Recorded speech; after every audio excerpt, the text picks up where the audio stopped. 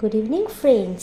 আজি ছানডে, আমি school mom's কাম ফ্ৰেণ্ডছ একেলগে গোটেইকেইজনে কাম বন কৰি গধূলি সময়টো ওলাই আহিলোঁ ওচৰৰে এখন পাৰ্কলৈ বুলি। তাতে আমি গোটেইকেইজনে লগ লাগি খুব ছমাহ এবছৰ যিমান কথা আছিলে গোটেইকেইজনীয়ে গপচপ কৰিলোঁ বহুতখিনি। তাৰপিছত আমি এখন দুখন ফটো কৰিলোঁ, যিহেতু এইটো মেণ্ডেটৰী হয়, সকলোৱে কৰে।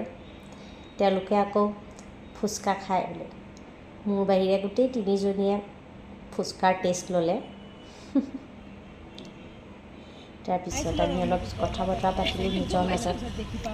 কথা বতৰা পাতি গধূলি হ'ল যিহেতু ওলাই যাব হ'ল আমি ঘৰলৈ। তাৰ মাজতে আকৌ আমি ৰিলছ বনাবও নেৰিলোঁ, কিন্তু গোটেইকেইজনে লগ লাগি আমি চাৰিজনীয়ে পুনৰ ৰিলছ বনালোঁ। মুঠতে দিনটো খুব সুন্দৰভাৱে অতিবাহিত কৰিছোঁ। কেনেকুৱা লাগিলে জনাব। ৰিলছ লাইক, ছাবস্ক্ৰাইব, কমেণ্ট কৰিব। Thank you. আজিলৈ আহিছোঁ দেই।